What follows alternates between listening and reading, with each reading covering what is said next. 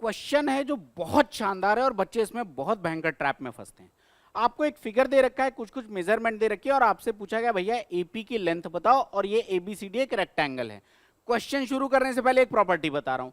सबसे पहले देखो, अगर ये एक रेक्टेंगल है, पी एक कोई पॉइंट है और यहाँ पे चारों वर्टेक्स को ज्वाइन कर दिया गया है। अब यहाँ पर एक प्रॉपर्टी है, उस प्रॉपर्टी को प्रूव करने के लिए सबसे पहले मैंने क्या किया, यहाँ पर एक परपेंडिकुलर ड्रॉ कर दिया कुछ इस तरीके से। मैंने इस पार्ट को x मान लिया, इस पार्ट को x मान लिया, इस पार्ट को y मान लिया, इस पार्ट को भी मैंने y मान लिया। अब मैंने कहा दोस्त बड़ा सिंपल सा लॉजिक है, देखो यहाँ पर इस वाले ट्राइंगल में आप पाइथागोरस लगाओ। अगर इन दोनों पॉइंट्स के नाम मैंने इसको m कह दिया और इसको n कह दिया, तो अगर मैं आपसे कहूं कि पी एम स्क्वायर निकालो, तो देख लो पी एम स्क्वायर किसके बराबर आ जाएगा पाइथागोरस से, ए पी स्क्वायर और माइनस में कितना आ जाएगा एक्स स्क्वायर। ठीक है, अगर इस वाले ट्राइंगल में पाइथागोरस लगा के पी एम स्क्वायर निकालो तो कितना आ जाएगा, P D square minus Y square.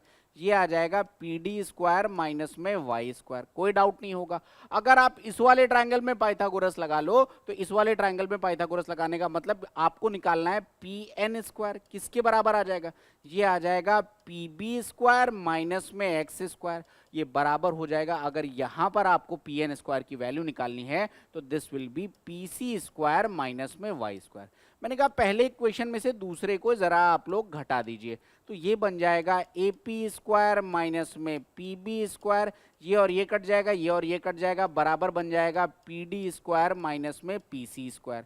यहाँ से ए पी स्क्वायर प्लस में पी सी स्क्वायर बराबर पी डी स्क्वायर प्लस में पी बी स्क्वायर, मतलब पी बी स्क्वायर प्लस में पी डी स्क्वायर बराबर पी सी स्क्वायर प्लस में पी ए स्क्वायर। ये एक प्रॉपर्टी है और इसी प्रॉपर्टी को हम अपने क्वेश्चन में लगाएंगे। अगर मैं यहां पर देखूं तो मैं क्या लिखूंगा, मैं यहां पर लिखूंगा ए पी स्क्वायर प्लस में P C square is equal to P D square plus में पी बी स्क्वायर। आपको पी डी की वैल्यू 8 पता है तो ये 64 आ जाएगा, पी बी की वैल्यू 2 पता है तो ये 4 आ जाएगा, पी सी की वैल्यू पता चल जाए तो ए पी निकल आएगा। अब जरा देखना यहाँ पर, ये एक राइट एंगल ट्राइंगल है, अगर आपके पास यहाँ पर एक पॉइंट सी है, यहाँ से एक परपेंडिकुलर डाला, ये पॉइंट पी पर कट कर रहा है, ये पॉइंट 8 है, ये पॉइंट 2 है, आपके पास 2 है, ये पॉइंट डी है और ये पॉइंट आपके पास बी है। राइट एंगल ट्राइंगल की एक प्रॉपर्टी है कि अगर मैं यहां से निकालूं तो पी सी स्क्वायर बराबर आ जाएगा 8 इंटू 2, यानी कि डीपी इंटू में पीबी। नहीं पता है तो राइट एंगल ट्राइंगल वाला वीडियो देखो जाके, तो यहां से पी सी बराबर कितना आ जाएगा, 4 आ जाएगा।